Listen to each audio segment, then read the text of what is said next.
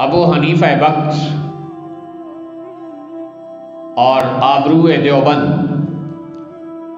حضرت مولانا رشید احمد گنگوہی رحمۃ اللہ علیہ علم کے پہاڑ تھے اور مسند تدریس پر بیٹھ کر موتی رولتے تھے، اور ایک زمانہ گزر گیا تھا انہیں درس و تدریس کی وادی میں علم کی سوغات بانٹتے ہوئے۔ ایک دن ان کے خیال میں آیا کہ کسی اللہ والے کی صحبت جا کے اٹھانی چاہیے، چنانچہ وہ حضرت حاجی امداد اللہ مہاجر مکی رحمۃ اللہ علیہ کی خدمت میں پہنچے، جو بہت بڑے اللہ والے تھے، اور ہمارے بر صغیر پاک و ہند کے اندر جتنا بھی سلسلہ تصوف و طریقت ہے اس کے مدار المحام اور پیران پیر حضرت حاجی امداد اللہ مہاجر مکی رحمۃ اللہ علیہ ہے۔ جس طرح سلسلہ حدیث تمام بر صغیر کا جا کر حضرت شاہ ولی اللہ رحمۃ اللہ علیہ پر ختم ہوتا ہے، اس طرح سلسلہ طریقت تمام بر صغیر کا، تمام مسالک کا جا کر حاجی امداد اللہ مہاجر مکی پر منتہی ہوتا ہے۔ تو ان کی خدمت میں وہ پہنچے، ارادہ تھا کہ ایک آدھ دن ان کے پاس رہیں گے اور پھر چلے جائیں گے۔ تو ایک دن جب گزرا تو کہنے لگے حضرت اجازت، میں نے سبق پڑھانے ہیں، بچوں کے سبق کا حرج ہوگا۔ حضرت نے فرمایا کہ میاں رشید احمد اگر آئے ہو تو کچھ دن ٹھہر جاؤ ہمارے پاس۔ تو حضرت نے عرض کیا کہ حضرت پیچھے اسباق کا معاملہ ہے، سبق پڑھانے ہوتے ہیں، طلباء کا بہت حرج ہوگا۔ حضرت نے فرمایا اچھا ایک رات ہی ہمارے پاس ٹھہر جاؤ۔ تو سوچا کہ اتنے بڑے اللہ والے کہہ رہے ہیں تو مجھے ان کی بات مان لینی چاہیے، پھر ایک رات کے ٹھہرنے سے کیا ہو جائے گا۔ تو جو ساتھی جا رہے تھے ان کو کہا کہ جاؤ فلاں استاد کو کہہ دینا میرے سبق پڑھا لیں، میں کل پہنچ جاؤں گا اور آ کر اپنے اسباق پڑھا دوں گا۔ تو رات کو حاجی امداد اللہ مہاجر مکی رحمۃ اللہ علیہ نے اپنے خادم کو فرمایا کہ میاں رشید احمد کی چارپائی میری چارپائی کے قریب ڈال دینا۔ تو ان کی چارپائی حضرت کی چارپائی کے قریب لگا دی گئی، اور انہوں نے کہا کہ حضرت یہاں تو خانقاہ ہے، لوگ اٹھیں گے، تہجد پڑھیں گے اور ذکر اذکار کریں گے، تلاوت کریں گے، اور میں نے تو جا کر اسباق پڑھانے ہیں کل، تو میں ذرا اگر اجازت ہو تو میں سوتا رہوں، تہجد وغیرہ کے لیے نہ اٹھوں۔ تو آپ نے فرمایا کہ نہیں، آپ کو تہجد کے لیے کوئی نہیں جگائے گا، آپ بے فکر ہو کر لیٹے رہیں۔ تو ان کی چارپائی لگا دی گئی اور تہجد کا وقت ہوا تو خانقاہ تھی، سارے اٹھ بیٹھے، کوئی تہجد پڑھ رہا ہے، کوئی تلاوت کر رہا ہے، کوئی ذکر کر رہا ہے، کوئی دعائیں مانگ رہا ہے، اور قریب ہی مرشد کریم کی چارپائی ہے حضرت حاجی امداد اللہ مہاجر مکی کی۔ تو قریب جلتے ہوئے دل کے اپنے دل کر دے، یہ آگ لگتی نہیں لگائی جاتی ہے۔ حاجی امداد اللہ مہاجر مکی رحمۃ اللہ علیہ تہجد پڑھ رہے ہیں، ان کی خانقاہ کے تمام مریدین اعمال میں لگے ہوئے ہیں، کوئی ذکر میں، کوئی تلاوت میں، کوئی دعا میں، کوئی نوافل میں۔ تو اس فضا کے اندر نیند کیسے آتی؟ اچانک حضرت مولانا رشید احمد گنگوہی کی بھی آنکھ کھلی تو انہوں نے دیکھا کہ یہ سارے لوگ تو نماز پڑھ رہے ہیں۔ تو ان کے دل میں آیا چلو میں بھی تہجد پڑھ لیتا ہوں اور پھر سو جاتا ہوں۔ تو اٹھے اور تہجد کے نفل پڑھے اور اس کے بعد سونے لگے۔ تو کہنے لگے اچھا تھوڑا سا ذکر ہی کر لیتا ہوں، تو لا الہ الا اللہ کا تھوڑا سا ذکر کیا۔ اتنے میں نماز فجر کا وقت ہوا، تو نماز فجر کے بعد حاجی امداد اللہ مہاجر مکی رحمۃ اللہ علیہ نے پوچھا میاں رشید احمد، وہ ایک صاحب میری چارپائی کے قریب بیٹھے ذکر کر رہے تھے، وہ کون تھے؟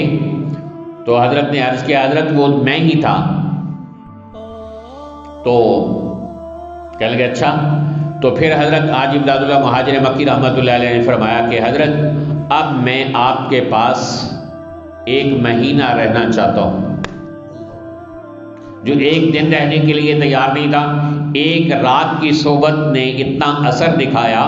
یہ جو پڑھ رہا تھا نا بچہ کہ اللہ سے ملوا جاتی ہے صحبت اللہ والوں کی، ایک رات کی صحبت نے، جو بظاہر نیند کی حالت میں کوئی بیان نہیں ہوا، کوئی نصیحت نہیں کی، کوئی حضرت نے ان کو ذکر کی مجلس میں نہیں بٹھایا، صرف اور صرف کیا کیا، ان کی چارپائی اپنے چارپائی کے قریب ڈلوائی اور ان کو اپنی توجہات اور دعاؤں سے نوازا۔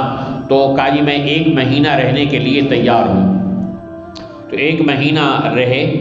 جب 1 مہینہ مکمل ہوا تو حضرت حاجی امداد اللہ مہاجر مکی رحمۃ اللہ علیہ کو اس زمانے کے ایک بہت بڑے ولی کامل حضرت مولانا فضل الرحمان گنج مراد آبادی ملنے کے لیے تشریف لائے۔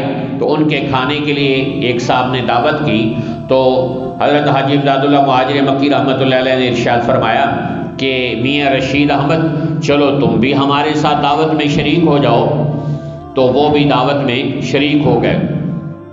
تو حضرت پیر و مرشد، تو پیر و مرشد ہوتا ہے وہ اصلاح کرتا ہے، تو حضرت نے کہا میاں رشید احمد تم یہ ایک اپنی روٹی لے لو اور یہاں سے تھوڑا سالن لے لو اور جا کر دسترخوان کے ایک کونے میں بیٹھ کر کھاؤ، یہاں معزز مہمانوں میں بیٹھ کر کھانا تمہارا کیا کام ہے؟ اور پھر کنکھیوں سے دیکھنے لگے کہ ان کے چہرے پر اس کے اثرات کیا طاری ہوتے۔ بھائی مجھے باقاعدہ بلا کر لائی ہیں یہ لوگ کہ آؤ دعوت میں شریک ہو جاؤ، اور اب مجھے کہا کہ تمہارا کیا کام ہے کہ تم یہاں معزز لوگوں میں اور اللہ والوں میں بیٹھو، جاؤ ادھر کونے میں جا کر اپنا کھانا لے جاؤ اور وہاں بیٹھ کر اپنی چپاتی تھوڑے سے سالن کے ساتھ کھا لو۔ تو حضرت حاجی امداد اللہ مہاجر مکی خاموشی سے اٹھے اور جا کر اس کونے میں بیٹھ گئے، کوئی تاثر چہرے پر طاری نہیں ہوا۔ تو اب پیر و مرشد نے پھر ایک اور ضرب لگائی کہ چیک کرو کہ 1 مہینے کی صحبت میں کتنا اثر دکھایا ہے۔ تو دور بیٹھے ہوئے تھے دسترخوان پر، کونے میں ان کو بٹھایا تھا، تو وہیں سے آواز لگا کر کہا میاں رشید احمد ہم نے تمہیں دسترخوان کے کونے میں بٹھا دیا ہے، تم اس قابل تھے کہ تمہیں جوتوں کے اندر جگہ دی جاتی۔ اب پھر انہوں نے دیکھا کہ ان کے چہرے کے تاثرات بدلتے ہیں یا نہیں بدلتے، پھر چہرہ سپاٹ اور اس پر کسی قسم کے کوئی تاثرات طاری نہیں ہوئے، کوئی ناراضگی اور پریشانی کے آثار ظاہر نہیں ہوئے۔ مرشد سمجھ گئے کہ اب تیر نشانے پہ لگ گیا ہے اور ہیرا پارس بن چکا ہے اور یہ تیار ہو چکا ہے۔ تو جب وہ انہوں نے اجازت مانگی 1 مہینے بعد کا جی ٹھیک ہے اب آپ چلے جائیں، تو مہینے بعد آئے، پھر درس و تدریس کی دنیا میں ایسے مصروف ہوئے کہ 1 سال تک مرشد کے پاس نہ جا سکے اور نہ ان کے ساتھ کوئی خط و کتابت کر سکے۔ 1 سال کے بعد حضرت حاجی امداد اللہ مہاجر مکی رحمۃ اللہ علیہ نے خط لکھا میاں رشید احمد سال ہو گیا تم گئے ہو، کوئی حال احوال نہیں لکھا، کیسے حال احوال ہیں، کیسی کیفیات ہیں۔ مرشد کریم کو جو خط لکھا اس میں یہ تھا کہ حضرت بس اور تو کوئی میرے حال احوال نہیں ہے، بس 3 تبدیلیاں اپنے اندر محسوس کرتا ہوں۔ وہ مفتی تھے، اپنے زمانے کے امام ابو حنیفہ تھے، تو ان کو مسائل میں اختلافات آتے ہیں، لوگوں کو مسئلہ مشکل پیش آتا ہے، اختلافات میں ان کو حل کرنے نہیں آتے، تطبیق دینا نہیں آتی، تو وہ مفتی سے رجوع کرتے ہیں۔ تو انہوں نے لکھا کہ پہلی کیفیت تو یہ بنی کہ اس سے پہلے جب مسائل کا جواب لکھنے بیٹھتا تھا تو شریعت کے مسائل میں مجھے اشکالات آتے تھے اور حل نہیں ہوتے تھے۔ الحمدللہ اب شریعت کے کسی مسئلے میں کوئی اشکال اور اختلاف نہیں آتا ہے، کوئی اختلاف اور اشکال پیش نہیں آتا ہے۔ اور دوسری تبدیلی یہ آئی ہے کہ مکروہات شرعیہ مکروہات طبعیہ بن گئے ہیں، یعنی جن چیزوں کو شریعت نے ناپسند قرار دیا ہے وہ طبعاً مجھے اچھی نہیں لگتی، میرے دل کو ہی وہ چیزیں اچھی نہیں لگتی جو شریعت کو اچھی نہیں لگتی۔ تیسری تبدیلی یہ آئی ہے کہ لوگوں کی تعریف اور مذمت دونوں میرے نظروں میں برابر ہو گئے۔ تو یہ خط حاجی امداد اللہ مہاجر مکی رحمۃ اللہ علیہ کے پاس پہنچا، تو انہوں نے آگے سے جو جواب دیا وہ بھی سننے کے قابل ہے۔ تو انہوں نے فرمایا کہ دیکھو اللہ تعالیٰ نے 3 چیزوں کو انسان کو عطا فرمائی ہے، ایک علم، ایک عمل، ایک اخلاص۔ علم کا کمال یہ ہے کہ مسائل میں انسان کو اشکال نہ رہے، شریعت کے مسائل میں اشکال نہ رہے۔ اور عمل کا کمال یہ ہے کہ مکروہات شرعیہ مکروہات طبعیہ بن جائیں، اور اخلاص کا کمال یہ ہے کہ انسان کے لیے تعریف اور مذمت دونوں برابر ہو جائیں۔ تو فرمایا مبارک ہو اللہ نے تمہیں علم کا کمال بھی عطا کر دیا ہے، عمل کا کمال بھی عطا کر دیا ہے، اور اخلاص کا کمال بھی عطا کر دیا ہے۔ تو یہ علم عمل اخلاص کا کمال ملتا ہے اللہ والوں کی صحبت میں جا کر۔ ایک مہینے کی صحبت اٹھائی، علم کا بھی کمال اللہ نے دے دیا، عمل کا بھی کمال عطا فرما دیا، اور اخلاص کا بھی کمال درجہ عطا فرما دیا۔